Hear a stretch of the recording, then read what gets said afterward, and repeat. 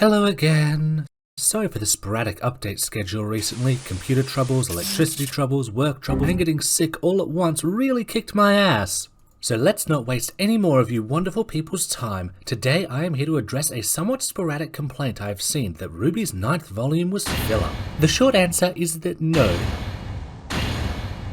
The long answer requires we define filler first, as the term has become much abused as of late. So without further ado, filler is a term popularized in the early 2000s, particularly around anime, and is rooted in anime creators creating extra material that wasn't in the original manga, usually so there would be more time for the manga to be updated. This can take on several forms. The first and often worst is dragging out scenes, such as battles, to be much longer while changing literally nothing. Dramatic stare-offs are popular for this, but it can be done well, such as with Tenshinhan vs Tao in the 23rd Budokai, where the lead up to the fight was drawn out due to his pain at the prospect of fighting his former master and abuser. The next tier of filler are filler arcs. These are stories totally isolated from the other plots or from the singular overarching narrative. These types of filler arcs are very common in Bleach and Naruto. They are often maligned for disrupting an already in progress story with stuff that will seem important for the moment and then stop existing once the plot is done and everything snaps back to normal. Alright, that little detour was a complete waste of my time and effort.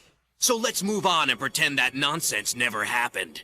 That, however, is the worst example of such filler arcs, and they can be done well. I highlighted as such in my video on good filler with One Piece's G8 arc. We also have stuff like the Land of the Sea arc in Naruto or the Zanpakuto Rebellion. These didn't change the main story, but they did explore the world and the characters and themes in greater depth.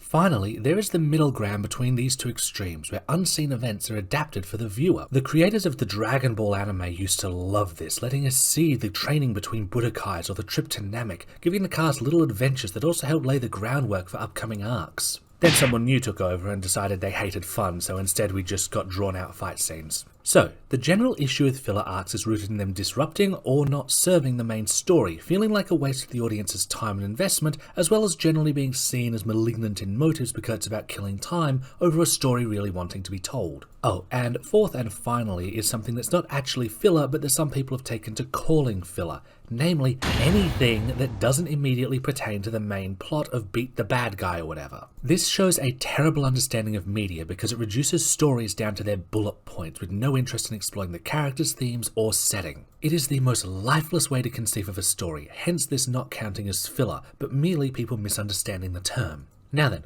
none of the three examples of filler actually apply to RWBY Volume 9. I mean, right off the cuff, RWBY don't have the time or the money to spend on a whole volume that serves no purpose, so them just spinning their wheels makes no sense. But the idea that the story doesn't matter in some way is also entirely false. For one, the Ever After gave us a magnificent venue with which to explore our characters and set of circumstances that would force them to explore themselves. If they were just stuck in vacuo, they'd be moving from one task to the next, no time to decompress, no time to talk. By isolating them in a place that responds to emotional turmoil, we got Blake and Yang's magnificent confession. We got RWBY no longer being able to run or hide from facing down the weight of her own expectations. We got Weiss realizing the kind of pressure they inadvertently put on RWBY by having so much faith in her and began exploring her grief over Atlas, but that one can only be continued once they leave. Now, Jean's arc is a bit trickier as his issues addressed were very specific to the Ever After, but it did still explore the themes of RWBY and Jean, i.e. him backsliding into him trying to be a lone hero and the weight of that destroying him.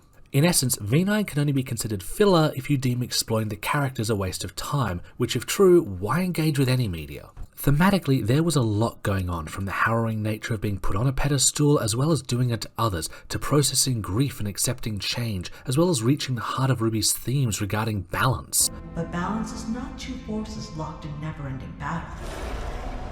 Balance is an ecosystem, an organism, a living, breathing thing. And what's more, how integral acts of kindness are, which is very hope punk, very RWBY core. World building wise, there was obviously a ton, and people who assume the Ever After will never come up again confuse me, given we basically had foreshadowing of at least Neo's return and others potentially passing through the gate.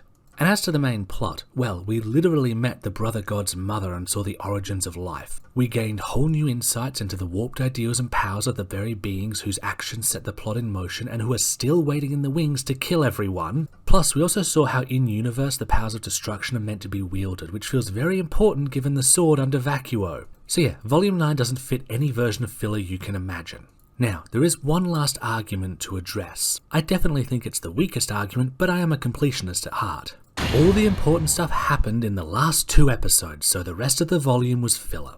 As noted, that's not true given my various previous points, but also, that tends to be kind of how stories work. The conclusion ties everything together, but they need to be built up to for that to work. V3's Fall of Beacon wouldn't be effective if we didn't see the characters living their normal lives first. V4's journey to Mistra wouldn't feel like a journey without the road trip, nor would the Knuckle Eve be threatening as a foe if it wasn't built up to. Stories need time to, establish a baseline, let the characters get used to it, disrupt or challenge them in some way, and then push through to the resolution. If RWBY and Co just landed in the Smith's domain, got given the backstory and then dropped off to Vacuo, the whole thing would feel empty, nonsensical on a structural level, and totally unearned. You can't just watch the last 2 episodes of Volume 9 and get the full experience any more than you can watch the last 2 episodes of Castlevania and get anything remotely satisfying out of it. And the same applies for basically any half-decent story, because that's how storytelling works. So yeah, Volume 9, not filler. In fact, it's quite the opposite of that.